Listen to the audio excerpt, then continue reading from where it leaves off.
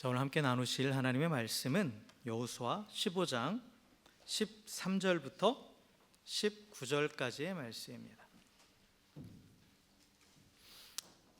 구약성경 여호수아 15장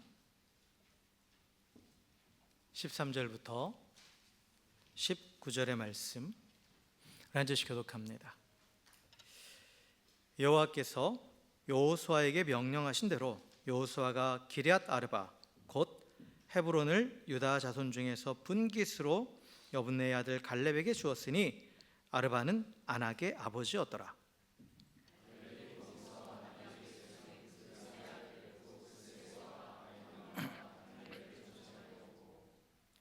거기서 올라가서 드빌 주민을 쳤는데 드빌의 본 이름은 기럇 세벨이라.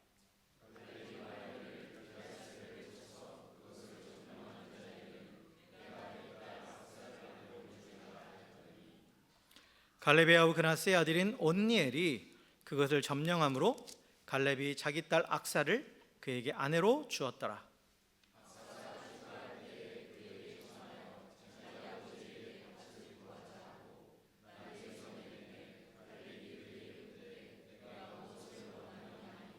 함께 읽습니다.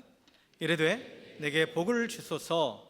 아버지께서 나를 네겝 땅으로 보내시오니 샘물도 내게 주소서 하매 갈렙이 윗샘과 아랫샘을 그에게 주었더라. 아멘. 아멘. 할렐루야.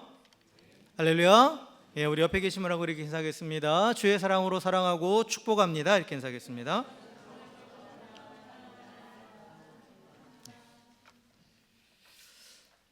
네, 우리 계속해서 여호수아 말씀을 보고 있습니다.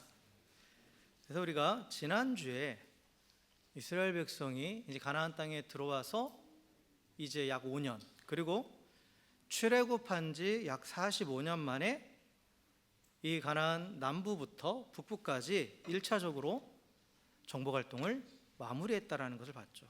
그래서 물론 아직 남아있는 땅이 있지만 이미 모든 지배권은 이스라엘에게 넘어왔고, 그래서 하나님께서는 또한 그 전쟁이 끝났다라고 선언하시고, 그래서 이제 땅을 분배하라고 말씀을 하십니다. 그래서 이 여호와께서 말씀하신 대로 이제 이스라엘의 각 지파별 이 수장들이 길갈에 모여서 이제 땅을 이제 분배하는 거예요. 그래서 그 땅을 분배할 때는 제비를 뽑았죠. 제비를 뽑아서 정복한 땅과 정복하지 않은 땅, 그 모두를 다 합해서 제비를 뽑아서 지파별로 나눠줍니다. 그런데 이 지파별로 땅을 나눠줄 때 가장 먼저 그 땅을 분배한 지파가 이제 유다 지파예요. 유다 지파. 그러니까 유다 지파에게 먼저 땅을 분배해 주고 나서, 그리고 나서 이제 한 사람이 등장을 합니다. 그게 바로 이제 갈렙이에요. 갈렙. 그래서 갈렙이 여호수아에게 나와서 헤브론 땅을 나에게 달라라고 그렇게 요구합니다. 근데 이제 헤브론이 어떤 땅이냐면, 그러니까 유다에게 분배된 지역에 있는 땅이에요. 그런데 거기에는 아직 정복되지 않은 땅입니다. 그리고 정복하기도 아주 어려운 땅이에요. 그래서 헤브론이 지리적인 면을 보면 예루살렘 남쪽에 약 30km 지점에 위치한 도시고 해발 927m, 거의 1000m죠. 그러니까 산악지대예요. 험준한 산악지대입니다.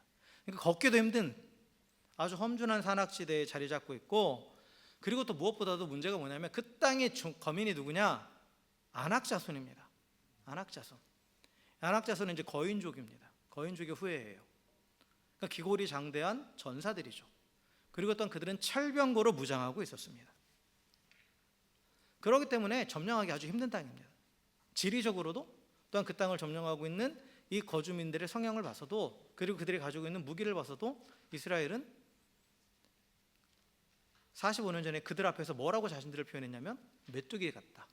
우리가 메뚜기 같다 라고 표현할 때 등장했던 그 민족이 바로 이 아낙 자손이에요. 그래서 이스라엘 백성이 그들을 보고 스스로 마음을 무너뜨렸죠. 그래서 결국은 가나안에 들어가지 못하고 광야로 돌아가 버리는 그러한 일이 발생했던 거죠. 그런데 그 땅을 이 갈렙이 정복하겠다고, 그 헤브론을 정복하겠다고 지금 나선 거예요. 근데 갈렙이 이 헤브론을 정복하겠다고 나선 이유는 뭐냐?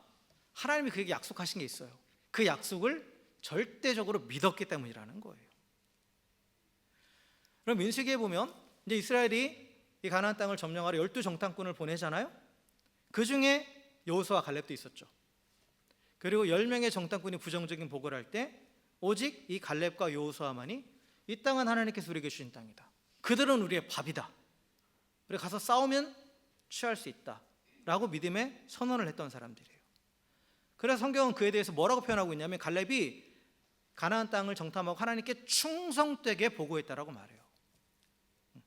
그래서 하나님께서 갈렙에게 주신 약속이 뭐냐? 네가 밟는 땅을 너에게 주겠다 라고 약속하셨다라는 거예요. 그래서 갈렙은 그 하나님의 약속의 말씀을 소망으로 삼았어요. 그런데 그로부터 시간이 엄청난 시간이 흘렀죠. 지금 그렇죠? 약 40년 이상의 시간이 흘렀어요. 그렇죠? 그런데도 그 소망을 잃지 않았어요. 대단한 거죠.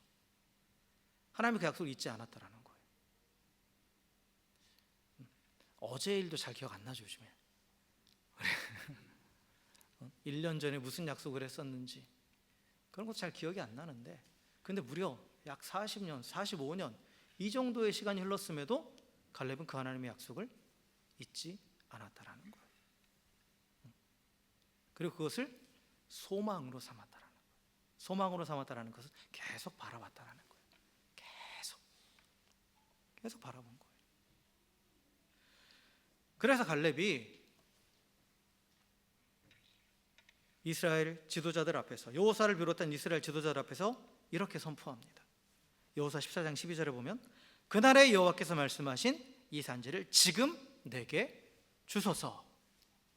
당신도 그날에 들으셨거니와 그곳에는 아낙 사람이 있고 그 성읍들은 크고 견고할지라도 여호와께서 나와 함께 하시면 내가 여호와께서 말씀하신 대로 그들을 쫓아내리이다 라고 선언한 거예요. 선포한 겁니다. 그래서 갈렙이 하나님의 말씀을 소망으로 삼았다라고 그랬잖아요. 하나님의 말씀을 소망으로 삼았다라는 건 뭐냐면, 그 소망, 여기서 말하는 이 소망은 뭐냐면 단순히 그렇게 될 것이다라는 기대가 아니에요. 말씀을 소망으로 삼다는 건 뭐냐? 이미 성취되었답니다. 이미 성취되었다라고 확신하는 거예요. 그게 말씀을 소망으로 삼는 거예요. 그때 가서 그렇게 될 것이다가 아니에요. 하나님이 약속하셨으니까 그건 이미 성취된 거예요. 상수입니다. 상수. 변하지 않는 거예요. 변수가 아니에요. 그때 가서 될지 안 될지 모르겠다가 아니라 나는 되길 소망하는데, 기대하는데 뭐 안 될 수도 있어, 이게 아니라는 거죠. 99%의 확신과 1%의 그런 불확실성이 아니라 100% 이루어졌다예요. 그렇기 때문에 갈렙에게 있어서는 지금 자신의 나이, 갈렙이 대충 몇 살이었을까요 이때? 여러분? 85세 이상이라고 추측을 하죠. 왜냐하면 가나안 땅을 점령했을 때가 적어도 40세라고 우리가 추측을 하기 때문에 그게 85세예요. 85세 고령이죠. 오늘날에도 85세는 사실 이제 아무리 우리가 100세 시대라고 하도 85세는 고령입니다. 그런데 나이가 문제가 되지 않는 거예요. 그 하나님의 그 말씀, 약속의 말씀이 성취되는 데 있어서 내 나이는 문제가 안 돼요. 또 하나, 그곳을 버티고 있는 아낙 자손도 철병거를 가지고 요새를, 견고한 요새에서 버티고 있는 아낙 자손도 문제가 안 된다 이거예요. 왜요? 이미 성취된 거니까. 성취될 것이 아니라 이미 성취된 거예요. 그러니까 하나님의 약속의 말씀을 소망으로 삼는 그런 거예요. 약속하신 그것이 그때 가서 될 것이다가 아니라 성취되었다. 말씀하신 그 순간 이루어졌다라는 거예요. 다만 나는 시간의 흐름 안에 있기 때문에 그것이 나의 현재로 다가오지 않은 것뿐이지, 그건 그 자리에 있는 겁니다. 변하지 않는 거예요. 그러니까 그런 소망을 갖고 있는 자는 나의 약함이나 또는 외적인 방해 요소나 이런 것들에 개의치 않는 거죠. 그래서 담대히 하나님 말씀을 선포하면서 갈렙은 이 헤브론을 요구한 거예요. 여전히 아낙 자손이 버티고 있고 본인은 고령이고 하지만 전혀 문제될 거 없어요. 이미 성취된 건데. 그가 헤브론으로 가고자 하는 이유는 뭐겠어요? 그러면 그 땅을 정복하기 위해서? 아니에요. 주신 땅을 확인하려고 하는 거예요. 지난주에도 말씀드렸죠. 그 말씀 드렸잖아요. 우리가 그것을 쟁취하기 위해서 나가는 게 아니라 확인하기 위해서 나가는 거라고. 그러니까 두려움도 또 그 어떤 방해 요소도 이 하나님의 그 약속의 말씀이 성취된 것에 대해서는 그 어떤 영향도 미치지 못한다라는 겁니다. 그래서 여호수아가 이제 갈렙의 요청대로 헤브론을 갈렙에게 기업으로 주죠. 그때 갈렙은 그 즉시 헤브론으로 올라가요. 그 즉시. 그래서 아낙 자손과 싸워서 이깁니다.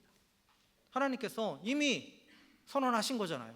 그러니까 이것은 이미 예정되어 있는 거예요. 확정되어 있는 사실이에요. 그래서 하나님께서 갈렙과 함께 하셔서 아낙 자손을 완전히 몰아내게 하시죠. 그리고 헤브론을 완전히 점령하고 평화를 얻어요. 그러니까 그 소망한 것이 현실이 된 거죠. 그런데 갈렙은 또 거기서 그치지 않아요. 오늘 말씀해 보니까 헤브론에서 멈추지 않아요. 어떻게 하느냐? 이 다른 유다 족속들을 다 독려해가지고 그 헤브론 인근에 위치한 기럇세벨을 점령하자라고 그렇게 앞장섭니다. 이 기럇세벨 역시 헤브론과 같은 그런 지역에 그러니까 아주 점령하기 쉽지 않은 지역입니다. 그런데 그곳을 점령하자고 독려하는 거예요. 근데 갈렙이 기럇세벨을 점령하려고 한 목적은 뭐냐면 단순히 땅을 더 많이 얻고자 하는 그런 개인적인 욕심 때문이 아니었습니다. 여전히 그에게는 말씀에 대한 소망이 있는 거예요. 하나님 이스라엘에게 주신 약속의 말씀의 소망이 뭡니까? 말씀이 뭡니까? 가나안 민족 다 쫓아내겠다. 하나님께 쫓아내 주시겠다라는 거예요. 그래서 그 약속하신 그 말씀이 소망이기 때문에 그거는 이미 실현된 거기 때문에 당연히 나아가 싸워야 되는 거죠. 당연히 나아가야 되는 거죠. 그래서 그 땅을 완전히 정복하고자 하는 그러한 열망이 있었습니다. 그래서 계속해서 그는 한번 이 소망의 성취를 맛본 걸로 끝나는 것이 아니라 계속해서 그 소망이 현실이 되는 것을 계속해서 누리고자 했던 거예요. 그래서 갈렙은 자신뿐만 아니라 함께하고 있는 그 모든 사람들이 그 소망의 성취를 맛보게 하기 위해서 자신의 딸을 주겠다라고 약속하는 거죠. 이건 뭐냐? 하나님의 약속의 성취에 대한 확신이 있으니까 그에 대해서 본인이 자신이 가지고 있는 것들을 가지고 헌신하는 거예요. 그 소망의 성취를 맛보기 위해서. 그래서 우리가 오늘 이 갈렙을 통해서 하나 볼 수 있는 게 뭐냐면 하나님의 약속을 성취하고 그 약속의 성취를 누리기 위해서 필요한 게 뭐냐라고 했을 때 첫째는 하나님의 약속의 말씀을 소망으로 삼는 믿음이에요. 사실 믿음에 관한 여러 가지 정의가 있지만 제가 성경 공부할 때 이 정의를 많이 드렸을 거예요. 믿음은 그냥 막연하게 두리뭉실하게 믿습니다가 아니라 하나님이 주신 말씀에 대해서 그것을 나의 소망으로 삼는 것이다. 그리고 이 소망으로 삼다는 것은 아까도 말씀드렸지만 그때 가서 될 것이다가 아니라 뭐예요? 이미 이루어졌다. 그것이 나에게 다가온다라고 믿는 거예요. 그렇기 때문에 하나님의 약속의 말씀을 소망으로 삼는 이 믿음을 가진 사람은 오늘을 어떻게 살아가느냐? 오늘이라는 시간은 이미 확 성취된 그 말씀을 향해 나아가는 시간인 거예요. 그래서 오늘 당장 그 말씀의 성취를 막는 것처럼 보이는 어떤 상황이 와도 두려워하지 않아요. 담대하게 주님을 의지하면서 나아가고 또 내 기대와는 다르게 그 성취를 맛보는 시간이 지연된다 하더라도 인내하는 거예요. 기다리는 겁니다. 결국은 있는 거니까 그 자리에. 그게 없는 게 아니니까. 그리고 또한 그 성취를 누리기 위해서 기꺼이 자신을 헌신하는 거죠. 하나님이 주신 더 좋은 것이 있기 때문에 이미 예배되어 있는 좋은 것이 있기 때문에 기꺼이 나를 헌신하는 거예요. 그래서 하나님은 이런 말씀을 소망으로 삼는 그런 믿음의 사람과 함께 하셔서 때가 되면 반드시 그 소망한 말씀의 성취를 그대로 누리게 하십니다. 갈렙을 통해서 이러한 점을 배울 수 있어요. 자, 그리고 오늘 본문에 또 한 사람이 등장하는데 그 사람이 바로 누구냐면 온니엘이라는 사람입니다. 온니엘. 이 온니엘이 여기 왜 갑자기 등장하냐면 이 갈렙의 동료에 누구든지 기렛사벨을 정복하는 자는 내 딸을 아내로 주겠다라고 했을 때 거기에 응답한 사람이 바로 온니엘이에요. 온니엘. 그래서 이 온니엘이라는 사람은 이 기렛사벨 정복을 성공적으로 완수합니다. 그래서 갈렙의 사위가 되고 또한 실질적인 후계자가 돼요. 그리고 이제 여호수아 뒤에 나오는 사사기에 보면 처음 초대 사사가 바로 이 온니엘입니다. 그래서 이스라엘이 이 메소포타미아 왕 구산 리사다임의 억압에 의해서 고통당할 때 이스라엘 민족을 구원하고 그리고 약 40년간의 평화의 시대를 갖고 이끌어내죠. 그래서 우리가 온니엘을 통해서 볼 수 있는 건 뭐냐면 온니엘은 이 갈렙의 동료에 그러니까 비전을 가진 사람이 하나님의 말씀을 소망을 가진 사람이 그 소망을 선포할 때에 거기에 함께한 거예요. 주저하지 않고. 그리고 또한 그 하나님의 약속의 말씀에 대한 그 믿음을 뭐로 증명했냐? 행함으로 증명한 거예요. 그 즉시 나가 싸웠다라는 거죠. 그래서 하나님의 약속의 성취를 누릴 수 있는 사람은 어떤 사람이냐?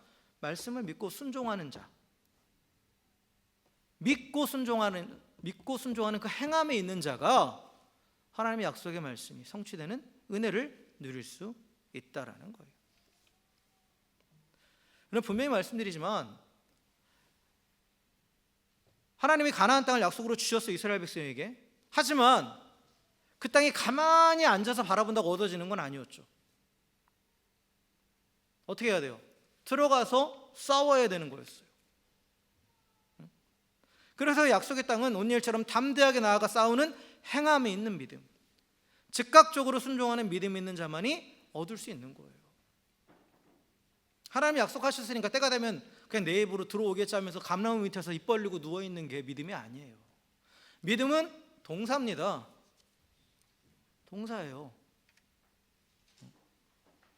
내가 믿는다라고 그 약속의 말씀을 소망으로 삼는다라고 고백했다라면 그에 따르는 행함이 있는 거예요. 당연하게.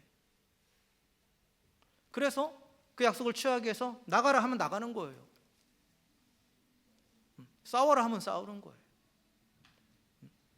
그래서 하나님 나라는 말씀하신 그대로 그리고 즉시 여러 골치 아프게 계산하지 않고 저기 뭐 성벽도 두껍고 뭐 무장하고 있고 그런 거 계산하지 않고 말씀하셨다. 즉시 순종하는 자예요. 즉시 순종하는 자가 그 하나님 나라를 누립니다. 그래서 온니엘처럼 어떤 문제 앞에서 두려워하지 않고 하나님의 손길을 의지해서 담대하게 나아가는 사람, 동사적인 믿음을 가지고 있는 사람, 행함에 있는 믿음, 순종하는 믿음을 가진 사람이 약속하신 말씀이 그대로 나의 현실이 되는 그 은혜를 누리게 되는 거예요. 그래서 자신만 그 은혜를 누릴 뿐만 아니라 또한 온니엘처럼 민족을 이끄는, 공동체를 이끌어서 또 하나님의 은혜를 누리게 하는, 구원하고 하나님의 은혜를 누리게 하는 그러한 사명을 또 감당할 수 있게 되는 거죠. 자, 그래서 이 기럇세벨을 온니엘이 점령을 했을 때 갈렙이 약속한 대로 자신의 딸 악사를 온니엘에게 아내로 주죠. 근데 악사라는 이 여인, 오늘 이제 이 본문에 등장하는 세 번째 사람인데, 여러분 악사 하면 이제 보험회사 많이 생각하잖아요. 근데 이 악사라는 여인이 대단한 믿음의 여인이에요. 오늘 말씀을 통해서 우리가 볼 수 있는, 그리고 아주 중요한 핵심적인 그 믿음의 요소를 우리에게 가르쳐줘요. 그래서 이 악사가 출가하면서 이 아버지한테 땅을 요구합니다. 갈렙에게 땅을 요구해요. 갈렙이 땅을 줘요. 근데 그 땅이 이제 네겝이라는 땅입니다. 그런데 참 이 갈렙이 보면 대단한 아버지예요.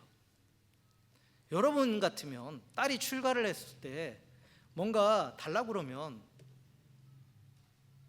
땅을 달라고 그러면 알짜배기 땅을 주겠죠. 저 강남에 뭐 30평짜리 아파트가 있다면 그걸 주든지 좋은 걸 주겠죠. 근데요, 이 갈렙이 준 이 땅 네겝은 황무지였어요. 황무지, 메마른 땅입니다. 메마른 땅. 물이 부족하고 건조한 땅이에요. 그러니까 이 갈렙은 끝까지 비전의 사람이에요. 뭐냐, 자기 딸에게도 땅을 주면서도 뭐냐, 너가 가서 개척하라 이거예요. 이거 하나님이 우리에게 주신 약속의 땅이다. 지금은 비록 황무지지만 어쨌든 하나님 주신 땅이니까 너가 그 땅을 가서 정착하고 개척하라 라는 거예요. 대단한 아버지죠. 믿음의 대를 이어가는 모습을 우리가 볼 수 있어요. 이런 부분들. 그냥 좋은 걸 주는 게 아니라, 여러분 물론 부모는 자녀들에게 좋은 걸 주고 싶죠. 근데 가장 좋은 건 뭐예요? 하나님을 바라보게 하는 믿음이에요. 그래서 악사는 또한 그 아버지 밑에 그 딸이라고 믿음의 반응을 해요. 그러니까 사실 이 물이 없는 땅에 가서 정착하고 개척한다는 건 쉽지 않죠. 그런데 악사는 그 땅에 대해서 불평하지 않아요. 왜 나한테 이런 땅을 줬습니까? 라고 하지 않아요. 갈렙에게 자식이 얼마 있었는지 모르겠지만 혹시나 외동딸일 수도 있으니까 하나밖에 없는 딸에게 어떻게 이럴 수 있냐고 그러지 않아요. 불평하지 않아요. 그 대신에 그 아버지 뜻을 알기 때문에 가서 개척하라는 거니까, 그러면 개척하는 데서 필요한 게 있다 이거예요. 그 땅은 메마른 땅이니까 물이 필요하다. 그래서 샘물을 달라고 요구합니다. 지혜로운 거죠. 당장 필요한 걸 요구하는 거예요. 그러니까 자포자기하는 게 아니에요. 이게 뭐 우리 아버지가 그렇지 뭐 하면서 그냥 자포자기하는 게 아니라 적극적으로 그 땅을 취하겠다 이거예요. 비록 황무지지만 그래야 개척하겠다. 하지만 필요한 게 있다. 이건 내 힘으로는 안 된다. 그러니까 아버지한테 샘물을 달라고 요청하는 거죠. 이것을 우리가 오늘날 우리 그리스도인의 이 삶과 대입시켜 보면 이거예요. 하나님께서 우리에게 사명의 자리로 부르셨을 때, 그때 그 자리가 어떤 자리든 간에 그 믿음으로 순종해 나간 거예요. 척박한 자리를 할지라도, 내가 감당할 수 없은 것처럼 여겨진다 할지라도 하나님이 주셨으니까, 허락하신 자리니까 그 자리로 나아간 거예요. 그러면서 뭐란 거냐, 불평하는 게 아니라 뭐예요? 감당할 수 있는 은혜를 달라고. 하나님이 보내셨으니까, 하나님이 세우셨으니까 가겠습니다. 다만 그 사명을 감당할 수 있도록 내게 능력을 더하여 주옵소서, 내게 은혜를 주옵소서 하고 간구한 거예요. 이게 믿음의 모습입니다. 이게 약속의 땅을 취하는 자의 모습이에요. 그리고 그 약속의 땅을 취할 뿐만 아니라 그 안에서 풍성한 열매를 거두는 자가 가지고 있는 믿음의 모습이에요. 그러니까 악사의 간구에 갈렙이 응답하죠. 이건 허무맹랑한 얼토당토하는 요구가 아니에요. 반드시 필요한 거기 때문에. 그래서 그녀에게 윗셈과 아랫셈을 모두 주었다라고 되어 있죠. 윗셈과 아랫셈. 그래서 이게 뭐 지리적인 의미일 수도 있겠지만 또 영적인 의미를 보면 윗셈이라는 것은 하늘로부터 부어지는 영적인 축복과 성령의 은혜를 상징하고, 또 아랫셈이라는 것은 이 땅에서의 현실적인 삶의 안정과 풍요를 상징하는 거예요.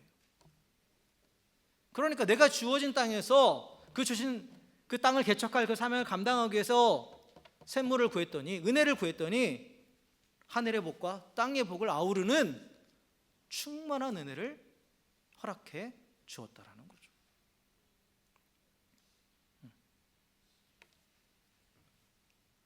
그러니까 갈렙은 소망을 가지고 또한 그 땅을 취하기 위해서 나아간 자고, 온니엘도 말씀에 순종해서 즉각적으로 나아간 자라면, 악사는 이제 하나님의 은혜를 구함으로써 주신 기업에 대해서 그 기업에 생명력을 불어넣고 최종적으로 그 기업을 풍요롭게 가꾸고 풍성한 열매를 누린 자가 된 거예요. 여러분, 하나님이 우리에게 기업은 은혜로 주시죠. 그런데 그 기업을 취할 때도 우리가 수고해야 될 필요가 있어요. 그 수고할 능력도 하나님이 주시는 거예요. 근데 그 기업을 또 가꿀 책임도 있어요. 아무런 수고도 하지 않고 열매를 얻을 수는 없습니다. 그 주신 기업이 척박해 보이고 당장 열매가 보이지 않는다고 우리는 불평해요. 하나님 우리에게 주신 기업들 많이 있죠. 가정이 있고요, 직장이 있고요, 교회가 있고 여러 것들을 우리에게 기업으로 주셨어요. 근데 하나님이 기업으로 주셨다라고 말하면서 당장 내 눈앞에 지금 내가 살아있는 그 기업들이 힘들어, 척박해. 다른 사람과 비교해 보니까 너무 빈약하게 보이고, 그럴 때 우리는 어떻게 해요? 불평하죠. 왜 나한테는 이런 걸 주냐고. 실제로 이스라엘 백성도 그랬어요. 이 뒤에 이제 에브라임 지파가 땅을 분배받을 때 그들이 이렇게 표현합니다. 우리한테는 왜 이런 쓸모없는 땅을 주냐고. 똑같은 상황인데 반응이 완전히 다르죠. 그때 보여야 될 믿음의 반응은 뭐냐? 하나님이 내게 허락하신 기업이라면 하나님이 책임지시는 거예요. 나는 단지 그 기업을 감사함으로 받고 최선을 다해서 그 기업을 가꾸면 되는 거예요. 그때 필요한 능력은 하나님이 주십니다. 그래서 우리가 그때 취해야 될 태도는 뭐냐? 불평하는 게 아니에요. 은혜를 구하는 거예요. 간구해야 되는 거예요. 기도해야 되는 거예요. 하나님, 우리 가정이 지금 이렇게 척박합니다. 하나님, 우리 교회가 지금 이렇게 좀 어렵습니다. 하나님, 내가 속해 있는 이 자리가 기업으로 주셨는데 사업장이 너무 어렵습니다. 나한테 왜 이거 줬어? 이게 아니라 하나님 주신 기업 감사한데 지금 감당하기 힘드니까 주님, 감당할 수 있도록 힘을 더해 주세요. 은혜 부어주세요 하고 간구해야죠.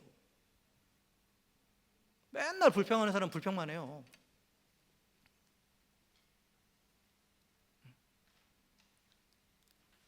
하나님 주신 것에 대해서 감사하지 않고 자꾸 다른 것과 비교하면서, 그러니까 기쁨이 없는 거예요. 누리지 못하는 거예요. 여러분, 하나님은 기업을 가꾸기 위해서 은혜 구하는 자에게는 기꺼이 윗셈과 아랫셈의 복을 주시는 거예요. 하늘의 복을 주시고 땅의 복도 주시는 겁니다. 그러나 불평하는 자에게는 그 어떤 것도 주어지지 않아요. 아무런 일도 일어나지 않아요.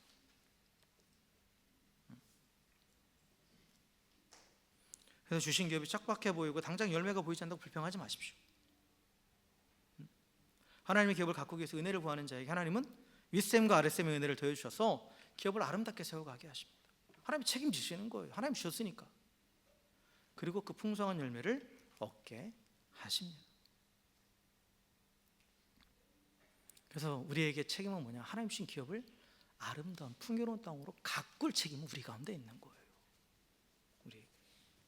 그리고 그걸 감당할 수 있는 능력은 하나님이 주시는 거예요. 자, 말씀을 정리합니다. 오늘 말씀에는 우리가 세 사람이 등장하죠. 약속의 말씀을 소망으로 삼고 헤브론을 요구한 갈렙이 있고, 또한 담대하게 순종하는 믿음으로 기럇세벨을 점령하고 악사를 얻은 온니엘이 있습니다. 또한 황량한 땅을 받았지만 불평하지 않고 은혜를 구하여 윗셈과 아랫셈을 받은 악사가 등장하죠. 이들은 다 우리가 본받아야 될 믿음의 사람이고, 어떻게 보면 믿음의 요소들이 안에 다 담겨 있는 거예요. 소망하는 것, 그리고 또한 순종하는 것, 그리고 계속해서 간구하는 것.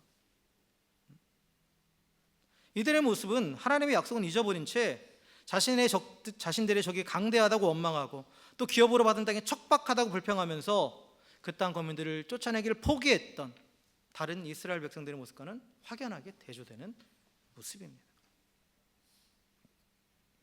그리고 다시 한번 우리는 이 세 사람을 통해서 하나님이 약속하신 풍요로움을 누리는 비결을 배울 수 있습니다. 첫 번째로 갈렙처럼 하나님의 말씀을 소망으로 삼아야 돼요. 이미 성취됐음을 확신하고 그걸 붙잡아야 되는 겁니다. 그리고 온니엘처럼 즉각적으로 담대히 순종해야 됩니다. 그리고 악사처럼 하나님의 은혜를 구해야 돼요.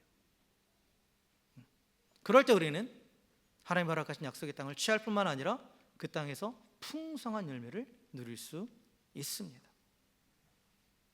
하나님이 약속하신 땅은 거저없는 땅이 아니에요. 그리고 또 그 자체로도 모든 것이 다 갖추어진 완벽한 땅이 아닙니다. 나가 싸워서 취해야 되는 땅이고 열심히 개척해야 되는 땅이에요. 하지만 하나님의 약속의 말씀을 소망으로 삼고 그 말씀대로 즉시 순종하며 날마다 하나님의 은혜를 구하는 믿음의 사람은 그 약속하신 땅을 취할 뿐만 아니라 풍성한 열매를 누리게 됩니다. 사랑하는 성도 여러분, 갈렙처럼 하나님 주신 약속의 말씀을 소망으로 삼고 그 말씀에 그 소망이 내 현실이 되는 그 순간까지 인내하며 또한 자신의 전부를 헌신하십시오. 언니엘처럼 어떤 문제가 오더라도 하나님이 말씀하셨다라면 그 문제 앞에 두려워하지 말고 즉각적으로 담대하게 순종하며 믿음의 도전을 하십시오. 또 악사처럼 하나님 주신 기업이 척박하다고 불평하지 말고 하나님의 은혜를 구하며 그 기업을 아름답게 열심히 가꾸어 가십시오. 그럴 때 하나님이 주신 약속은 뭐냐? 함께 하시겠다요. 계속해서 함께 하셔서 소망을 현실로 누리게 하시고 또한 성벽을 뛰어넘게 하시고 그리고 척박한 땅을 풍요롭게 바꾸어 주십니다. 그래서 하나님께서 우리에게 이미 예비해 놓으신, 상수로 예비해 놓으신 그 놀라운 은혜를, 말씀의 언약의 성취를 날마다 누리면서 또 이 땅 가운데서도 계속해서 그 하나님의 은혜를 간구하는 가운데 은혜로 또 열매를 맺어가면서 아름다운 하나님의 나라 우리 삶 가운데 이루어갈 수 있는 우리 모두가 될 주의 이름으로 간절히 축원합니다. 그리고 또한 이 땅 가운데에 그 은혜의 하나님을 증거하고 또 하나님의 은혜를 계속해서 이 땅 가운데 흘려보내는 우리 모두가 되기를 다시 한번 주의 이름으로 간절히 축원합니다. 함께 기도하겠습니다.